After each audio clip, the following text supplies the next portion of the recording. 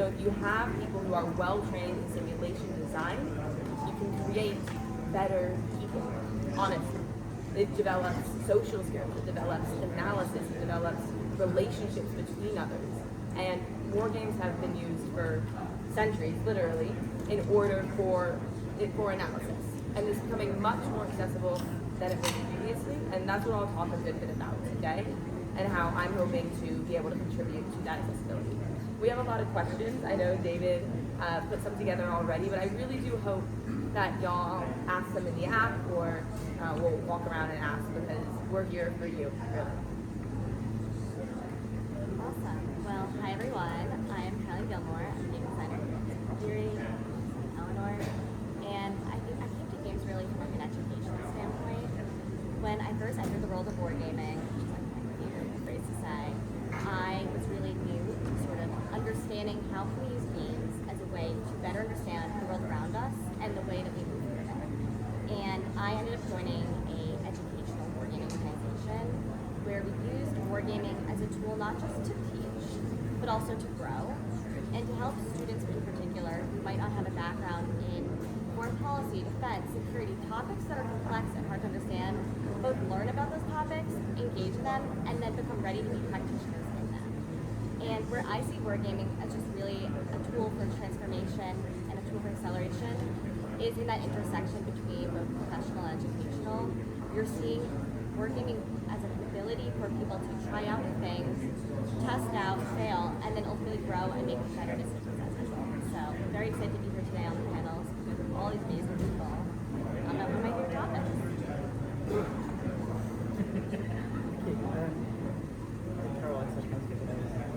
Similar areas where I come from games.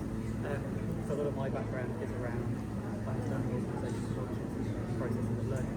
So for me, it's all about how we can use war games as a means to better understand the organisation we work with, to better understand how we think, to understand what those kind of hang-ups and potential roadblocks are to innovation and change.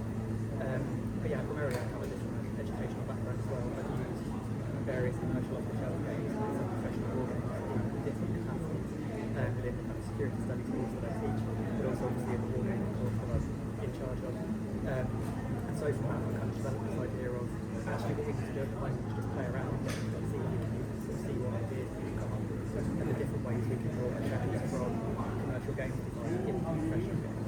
And so that's the kind of basis where I've been approaching war gaming from, is mostly just play around and see what happens.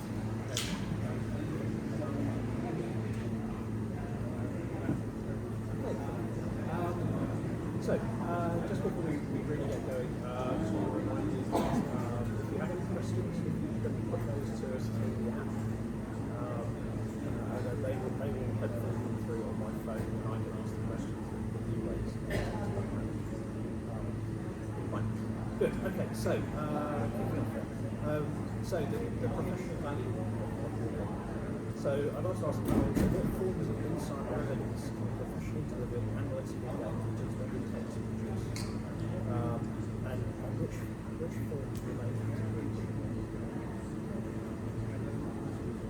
I could start. I think I see simulations, and I often call them simulations or immersive exercises, because I find the term wargaming automatically makes people think that we're going to war, or we want to move towards war, and we want to make simulations and exercises more accessible.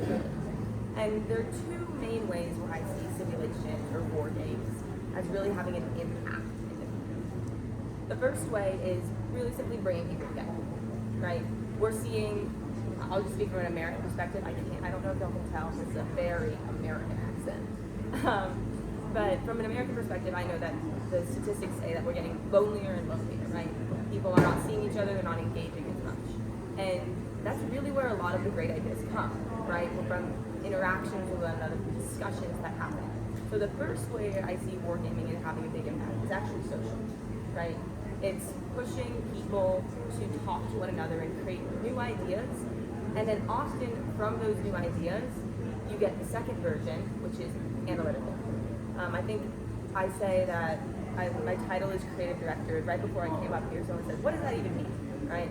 Creative director is usually more in a marketing company. But I really do believe that what I do is I deliver research and I lead a research team that delivers research creatively in a way that actually sticks. And so there's research back, if you're doing a war game right, there's tons of research back into a war game, months even, and the actual production is the thing that you can speed up with AI. So that's where speed really does increase. And then after the fact, it's really the after action review, right?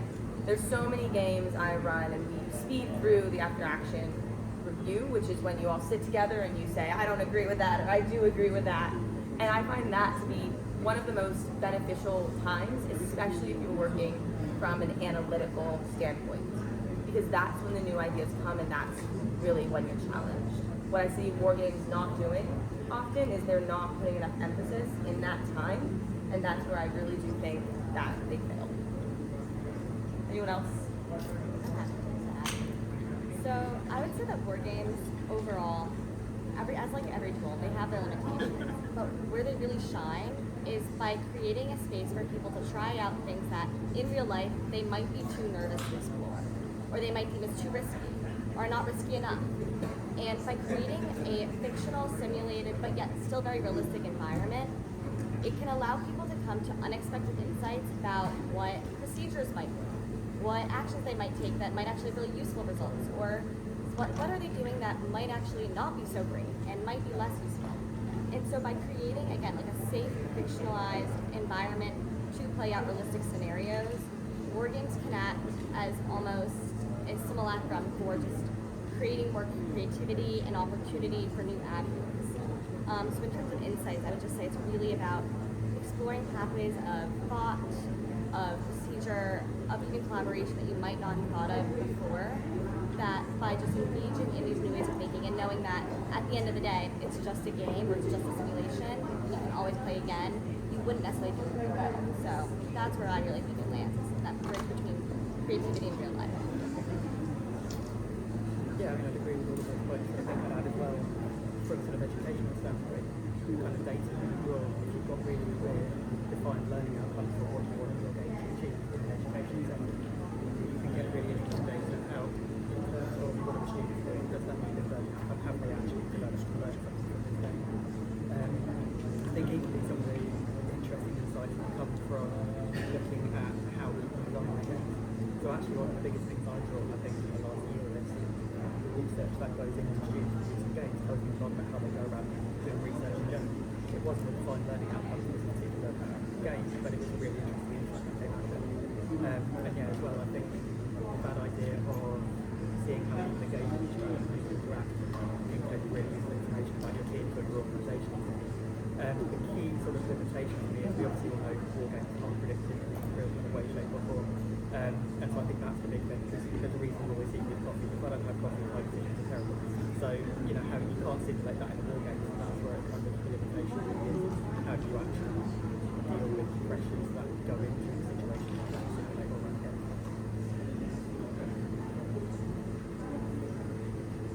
So I'll just ask a second. Some of the today. So I struggle with the professional the hobby side of it. So let's see how it goes. In terms of even fake AI generated so it's balance. Are we finding similar resistance in space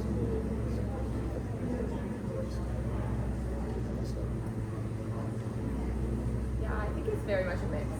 Professional wargamers, I find, often see the value, but AI, I was speaking to someone earlier, and I think we tried to see how many buzzwords we could use in a sentence, right? I think AI is a buzzword right now, and it's often just dropped in as something that is an addition.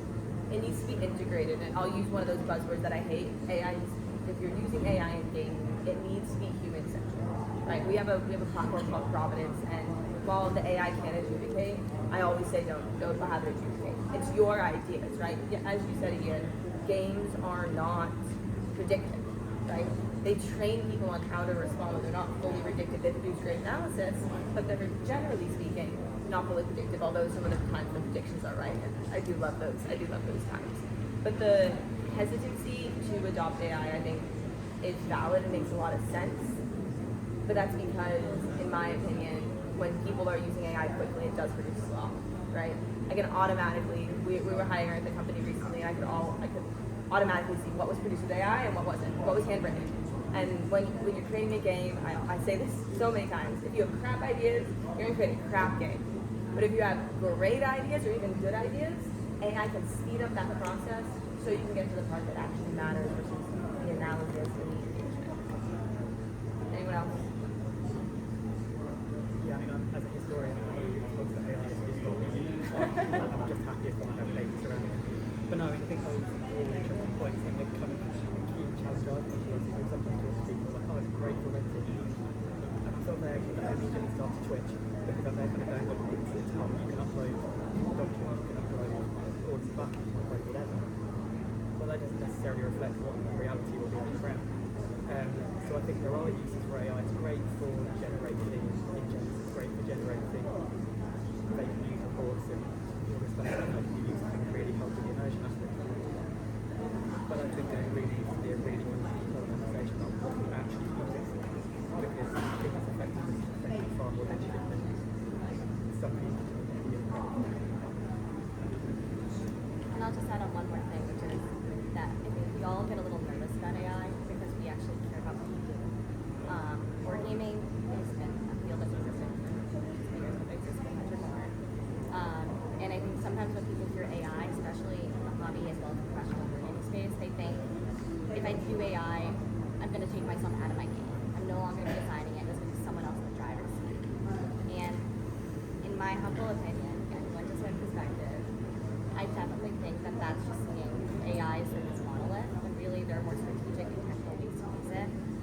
And when you engage with AI in a way that's thoughtful, nuanced, and again, it's just using it for specific things to accelerate certain aspects of board game design, you can use it in a really intentional, thoughtful way. And I think when people see that it's not all or nothing, it's not always just go create a game and then accept whatever it is. Maybe it's making more thought, maybe it's something more intentional indexing in consent.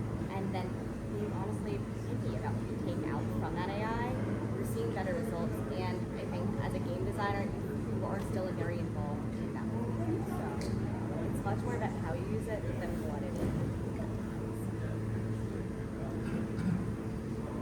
So it's good to see that the questions are flooding in. So we'll go straight to questions. So okay, first one. So with the increase of therapeutic technique, how can we use simulation or games to increase mental resilience and reduce mental injuries from various aspects of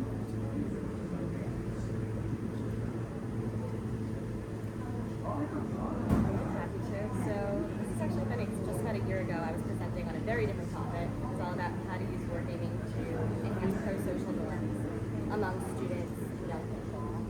And while not directly about the impacts of war, I think it speaks to the transformative power of a good game, of a good simulation, which is it's creating a safe space to engage both those like sort of hard factors, hard thoughts, challenging topics, but it's also creating, again, a human communal experience for people to engage with one another thoughtfully, emotionally, connect, and really work through, I think, some of those more challenging thoughts and emotions, such as what sort of the harder impacts of trauma in real time.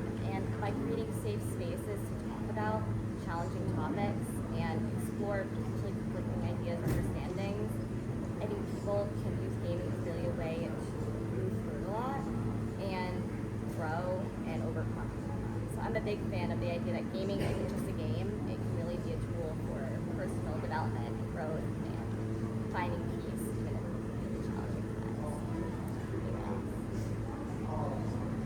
Yeah, definitely. I mean, I think one of the key things around trying to use games in that situation is to not necessarily have a game which attempts to, in best way to phrase it, like not force people to have a re-engagement, but draw back to co-creation.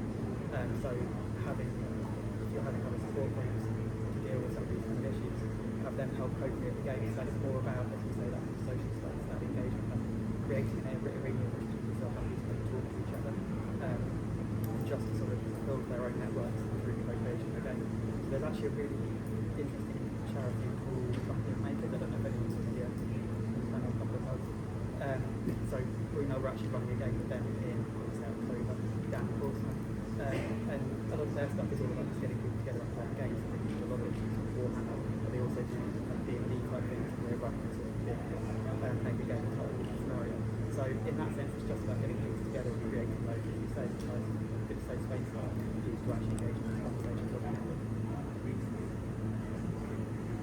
And I'll just add, if anyone wants to talk about the impact that these games can have, while we are amazing, there is a people's right up here at the front who actually helps run a nonprofit that does exactly that. So I'd really encourage y'all to talk to them.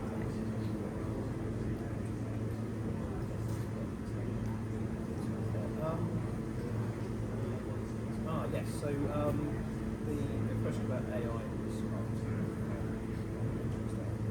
so with better AI, more games to review this find better ways of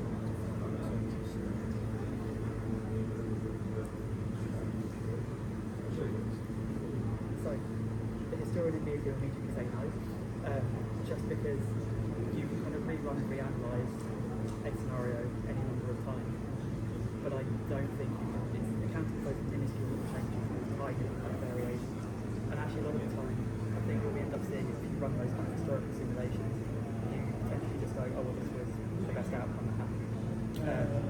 Or you might find there's one variable which is completely uncontrollable. So a good example from my kind of hobby gaming experience is playing the GMT Normandy game. I was playing with a friend of mine who played it over 4 or 5 sessions, and the one thing that kept happening was the weather would change. It'd be useful for them to bring in air support, sort of artillery and all the rest of it. That was the only aspect really of the kind of scenario which changed, and that rapidly changed the whole course of the game, but it was uncontrollable. So yeah, I think you can get insight, but I don't necessarily think you're going to come up with radical new approaches or radical new kind of ways that you can for that particular campaign. I say that being very aware of my biases of the story, which says that you can't create too hot my brain on that. You can't create alternatives which people are better than that. I would totally agree. And as someone who previously used to mentor a lot of students who are really interested in creating history-based games to interact with past battles, I would say people forget that bias exists both in the game designer as well as in the players themselves when they're playing at historical events.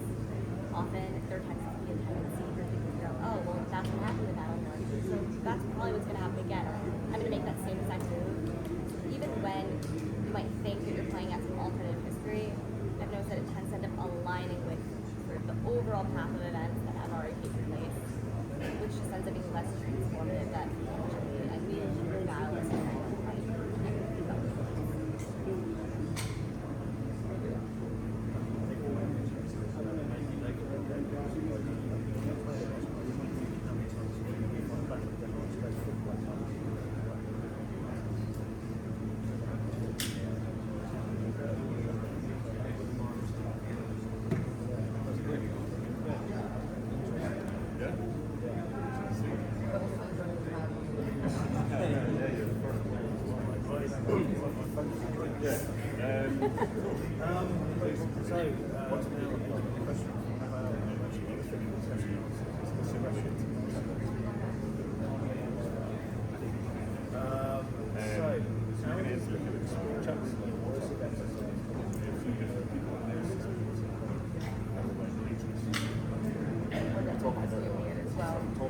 But I do want to reference some studies. Okay? We can talk in Ohio here for hours. If you want to chat about it, come find me. I'm right over there with Caroline. I'll talk about it for a long time about the benefits of studying and engaging. There's actually a study that I helped publish, a 2-year-long mixed method study out of Duke University that was published with the Department of Homeland Security, which is an agency back in the States, that proves tangible impacts quantitatively and qualitatively in war games and gaming out simulations in a way that does increase engagement. I'm happy to send it to anyone, but I think the key aspects that we saw were increasing positive increases in perspective taking, we're seeing others increases in confidence, and I think over 70% of students who were in that class said that it was the best class they'd ever taken. Right? People are craving engagement. And we're seeing teachers, we run a lot of, we're in about 20 universities this past semester just running games. teachers and students are craving engagement, and there's a reason for it, right?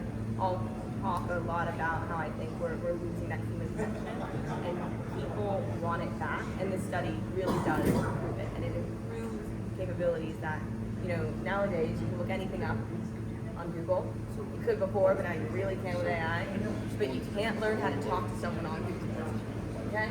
And you can't get confidence from engaging in ChatGPT or Claude or Gemini, whichever you use.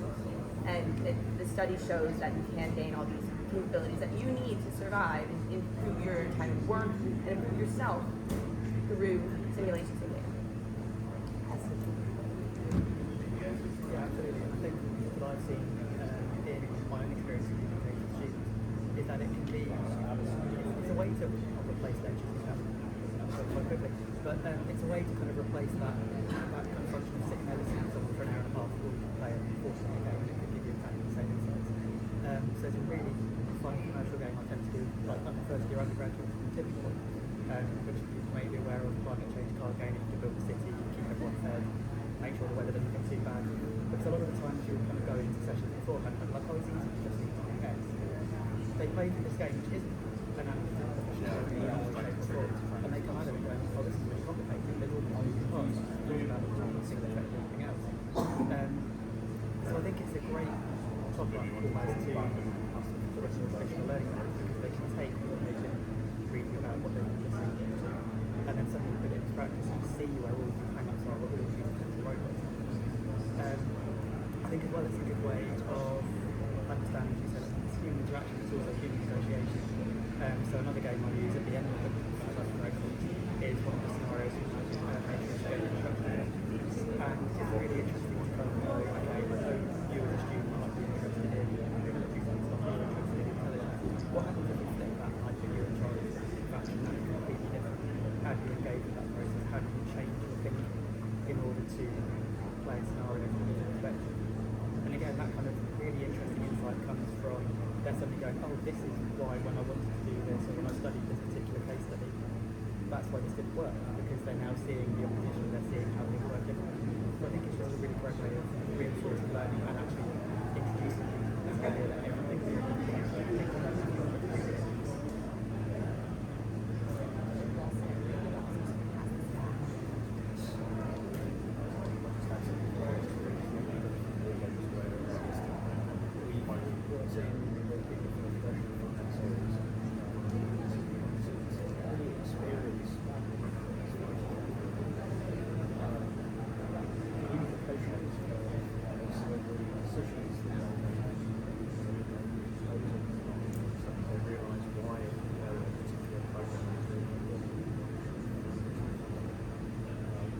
So yes, I horizon right, so another question now. So NATO uses the DSET process to design experiments and exercises to include the selection and preparation of war games to specific relevance. How does the academic or commercial industry sector select a war game or software tool to be specific? I can start here. So I just came back. This is my third week in the UK. I feel like I'm coming home because A, I love tea and I just started drinking coffee, and B, my mom is from England originally. But I was here for the first week up at Oxford running 2 games with NATO. The NATO working group I'm a part of on high north scenarios and war cases, right? And when you're designing a game, you really do need to factor in the end goal, right? And you have to figure out what those standards are. The platform we have is called Providence. A Providence game is not going to solve all of the games that we want to have, right? It's not going to fulfill all of your needs. And no platform, in my opinion, out there really does. It needs to be a combination of others. And also something that people really forget, you really need a good facilitator, right? If you don't, and a facilitator is the person who's discussing the game or leading it, and leading the white cell or the education cell. I really find that if you look at the requirements ahead of time, there's some companies that stick out and that should really apply for things and some that shouldn't. And I find as all of us, I think, not all of us are industry, but a lot of us are industry here, we tend to kind of shoot our shot when applying for things. But at Expert Theory, we are very cognizant of what we actually think we could be a fit for. Because I know everyone here really does want to improve the capabilities of NATO, I assume so. And so applying and just being very direct about where you can actually benefit is helpful there. Anything to say? Yeah, so academic perspective is no different from that when you're doing academic research. It's mostly about what's our research question, what's our interest. So at the moment I'm at very, very early stages, for about 2.5 years now, doing all that. Every project which is trying to look at the different organisational cultures of wargaming, how different nations within NATO can wargaming, what's the implication for joint working. So the kind of the inputs for me of how I'm going to work out what kind of game I'm in is going to have to be a lot of looking at essentially understanding those different cultures and kind of boiling it down to here's 4, 5, 6 factors that I think make up an organisational culture related to wargaming, and then design a game which tests those factors in different settings.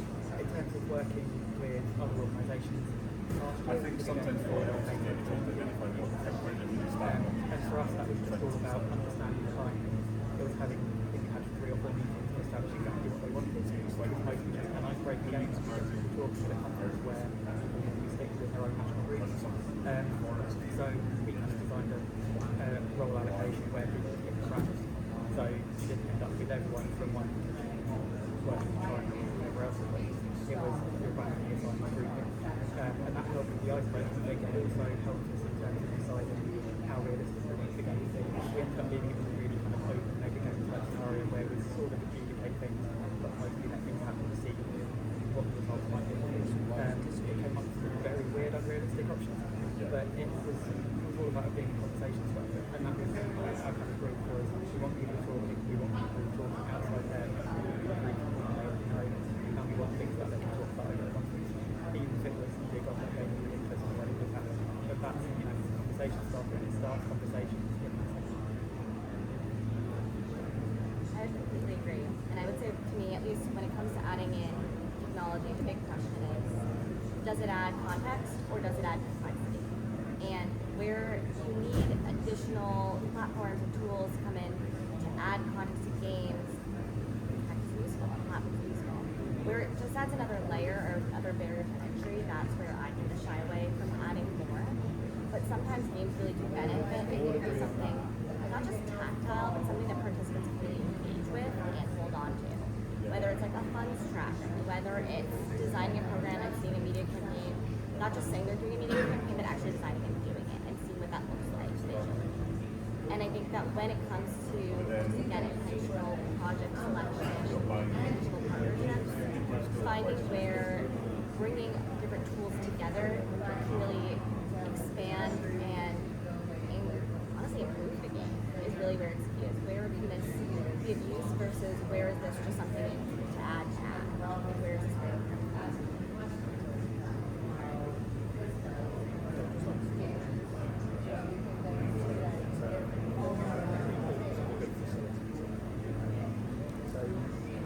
Firstly, what would you see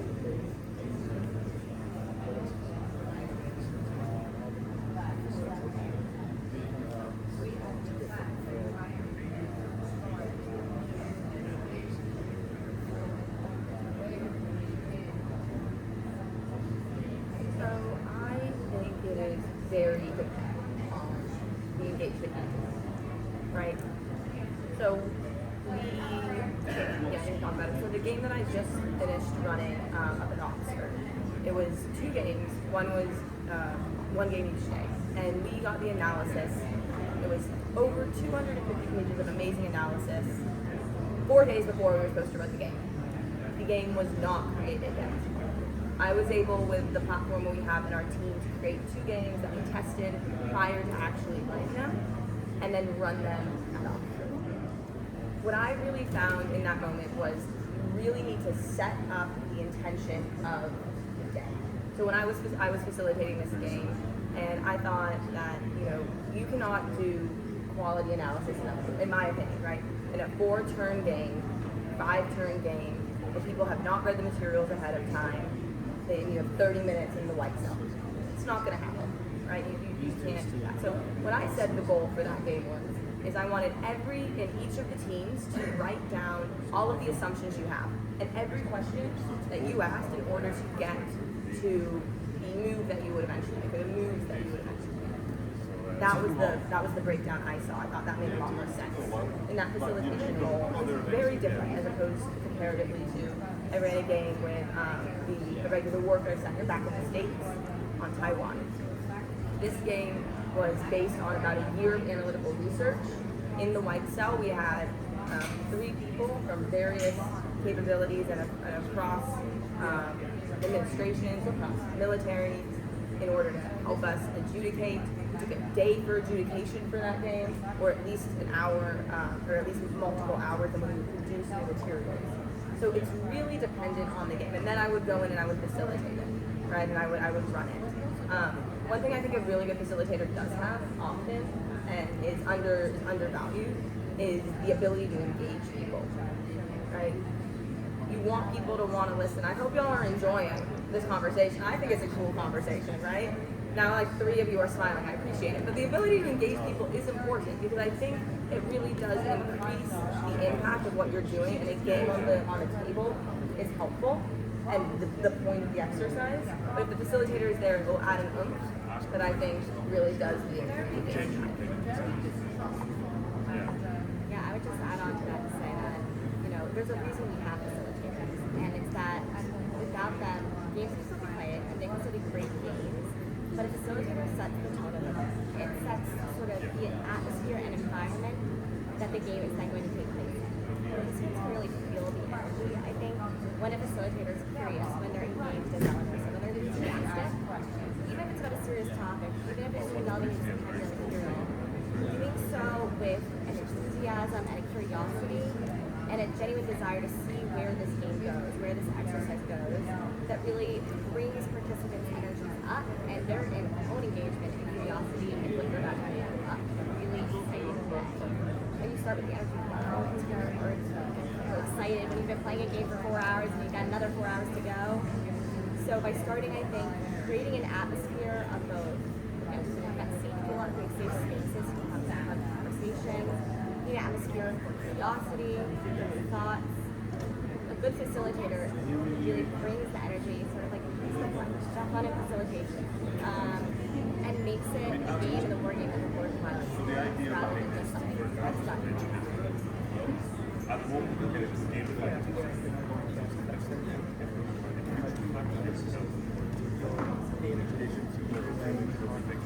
Just to get assured that feel like what you're discussing in the fence.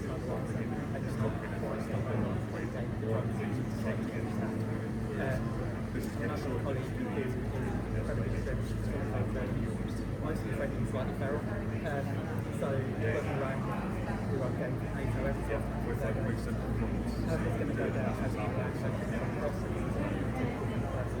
Investigating the game. exactly. But actually, you've got that flexibility, skill, and experience to be able to engage everyone and be able to kind of manage a room just like it's present experience and that's all because you've got problematic experience as well as flexibility. But yeah, so you've got that flexibility.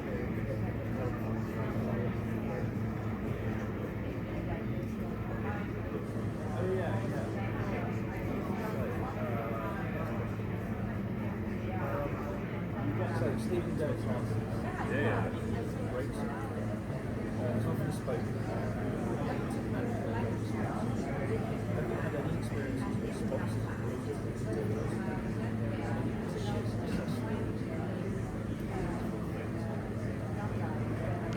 not negative?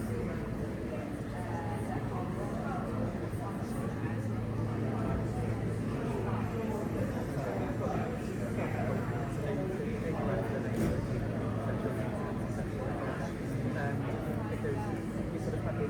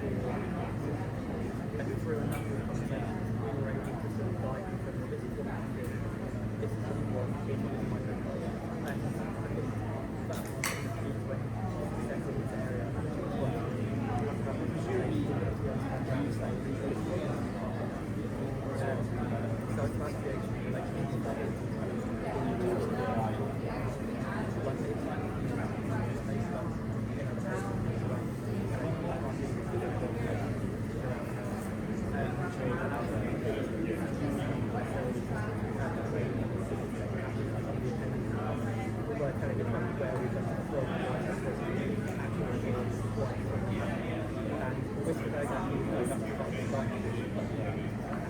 that's and so we ended up in a situation where we had to come together, then we could talk to other people from the site and have those discussions.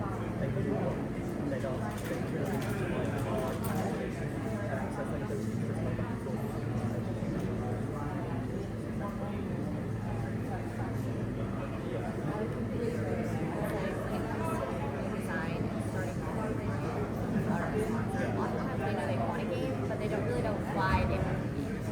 Or they don't necessarily know what the game is going to do for them to really be happy at the end. And so taking them on that journey of game design, like really psychological questions, sort of like, why are we doing this game?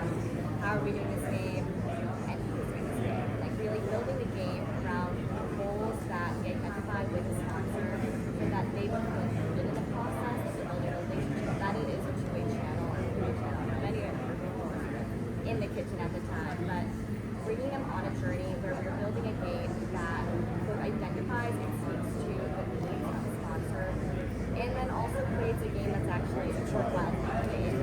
And I think what that looks like again is conversation, it is communication, and it's also identifying what are those key pillars that we both need for this game to be successful, and then how we make sure you include it in a meaningful, thoughtful way without necessarily throwing in every topic and every idea into the game to the point where there's too many topics. So I think it's really about creating into the conversation intentionality and thoughtfulness, and then moving with the client through that process so that by the end there's a good result.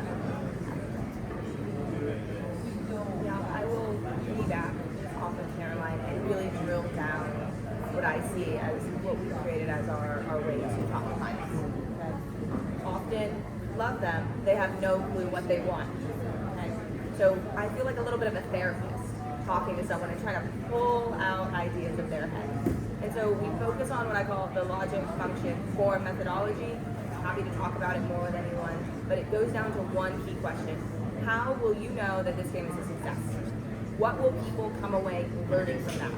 If you get the answer to that question, you can spin the rest of the game and make it a success. That's what you need to know, and it takes some digging, right? So I kind of feel like a little bit of a therapist sometimes talking to them, figuring out what they want, but that's how I would drill it.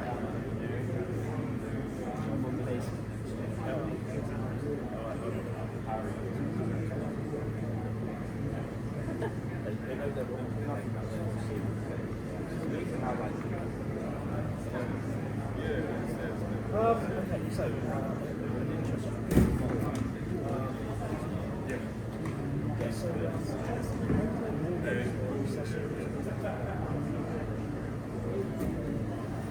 I will start with this one.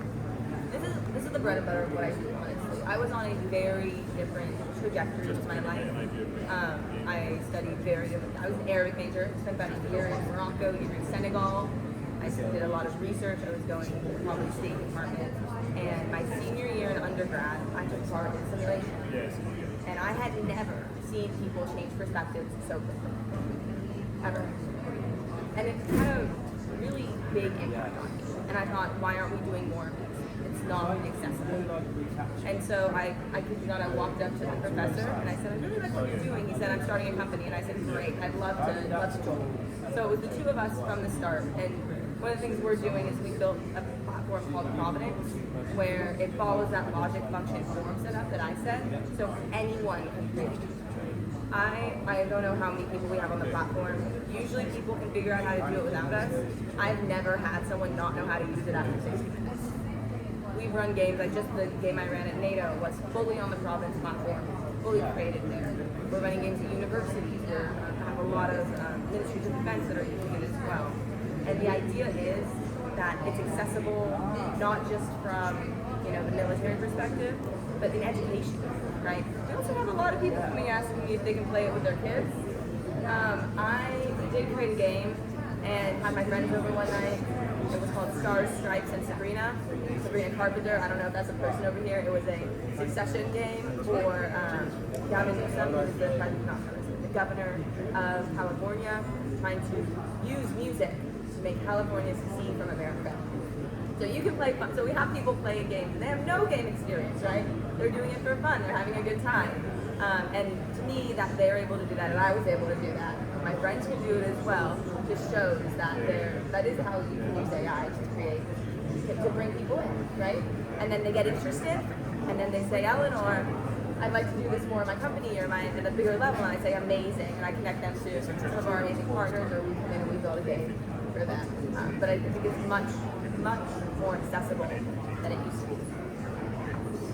When it comes to games, I tend to think that often as a game designer, we want to throw in every topic, every complexity, every layer that we can add into make it the most realistic, most sophisticated game possible. But then when it comes to players, they want something that they can pick up. And as I said, many people who come to the games are not war gamers.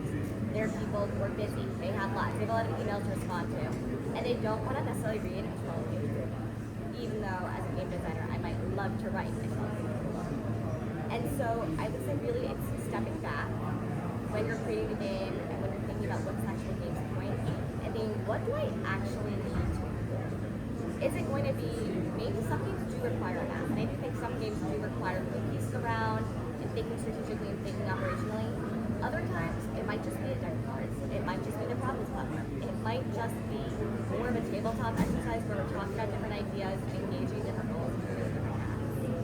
One of the most successful games that I've actually ever participated in, as well as have run, was a game that was totally fictionalized. It was people taking on two different sides of two different countries, working through diplomatic negotiations after a failed invasion of one of the countries.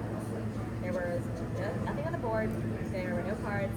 It was just people trying on different hats and taking on different roles and having these conversations that led to new insights about how to negotiate, how to move through diplomacy, and how to engage in these new conversations they were having and still have fun while they were doing it. And though that was a short game, I think like all it was around 50 people ended up running through that exercise with such a two-person game. And they all left going, that was actually fun, and that didn't actually take too much time out of my day. And I think that sometimes we want to say, like, oh, those aren't real war games. Those are just basic ideas. But sometimes those basic ideas can have a lot of educational, strategic, and operational value.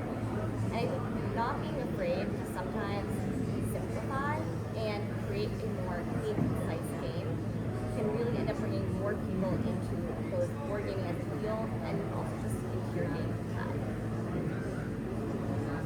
Yeah, so I agree with that. I think as well, one of the ways that we can get one that is involved is to show them a game which is really so this was two parts of the song. So one of them was the others is actual so the first thing is when we were setting up our wargaming, we had that very issue of the guy called creating this stuff. So at one point we were doing wargaming fucking bunnies to try and get around that.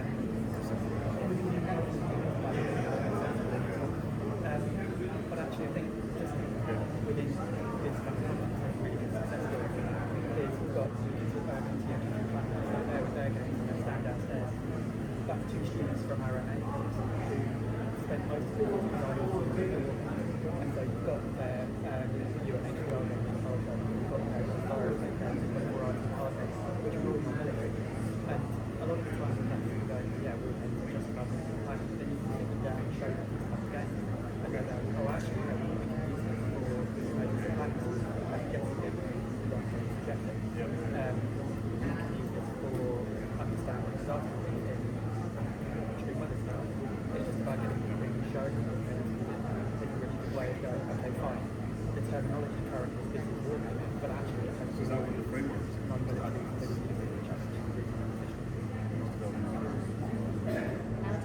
We don't necessarily need to always call it a war game. You know, I think at Expert Day we call them immersive exercises. I love to say simulation, a game, peace games have been used. I think sometimes it's less about the terminology, but just bringing people Yeah, I mean, there's a lot of stuff invented that can get around it. A lot of that has been used. but also other ones that we just had like used to disarm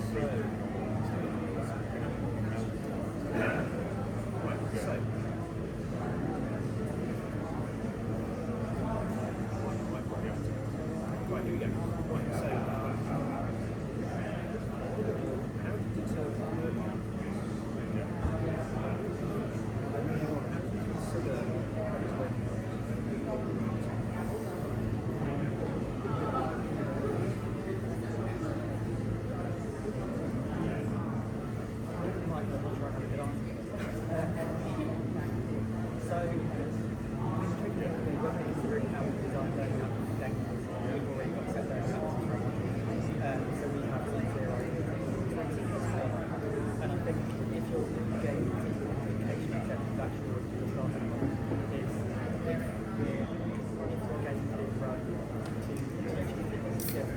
of the mechanics of that skill that and so applications for learning.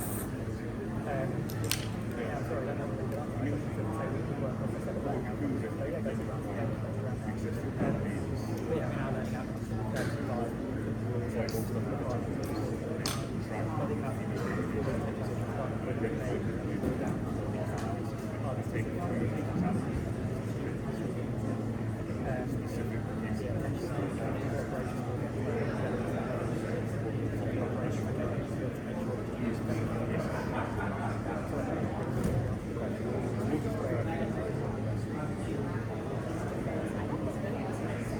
Definitely start my answer. Yeah. Well, I would say as someone with really a background more in educational that's something that I think I've learned over the years as a designer is that education and growth does not happen in a single day. And that oftentimes when I see the biggest evolution really achieving those our objectives as game designers but also our personal objectives as professionals and people is when they come back time and time again to gain and grow and to play out what might not be the most comfortable or like easily accessible and by accessible I really do this most time like really necessary coming to virus they might not feel ready for but still engaging with and growing with.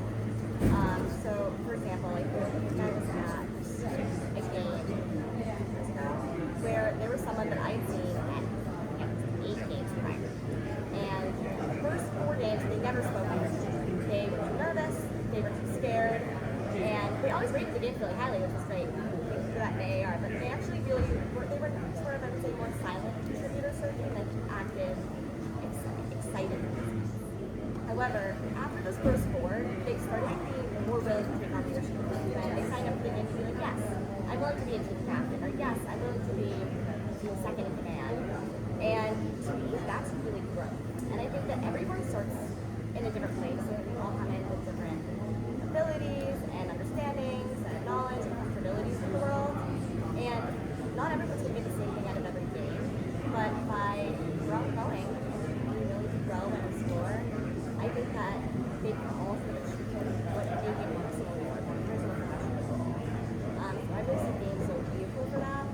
And designing games that are not just about I think what I want as a game designer, what the sponsor wants, but as a way for participants to grow and get what they want out of the game. It's probably one of the most rewarding parts about game design is when you see someone go from never talking and never submitting a move to, being the first one to probably do like first move advantage and like being keep captain, be excited about playing a game. And allowing games, I think, to just not be a one-off, but be a vehicle for growth over time. Really got that. I'll just circle back and add that it's all about planning. So if you want to get certain learning objectives, if you want to make sure you're accommodating for certain disabilities, that needs to be baked in at the very beginning. And a lot of games can be adapted after the fact, especially for certain disability situations. But it's best to plan ahead. Yeah, so just actually perspective game design. One of the one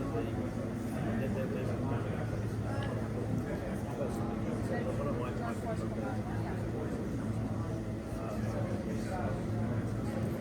desire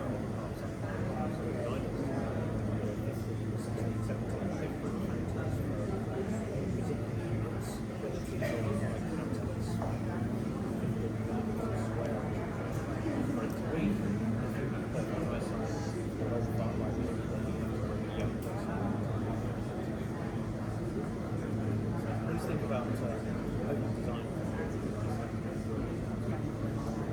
So, next question. Interesting one. Do you see any cultural differences among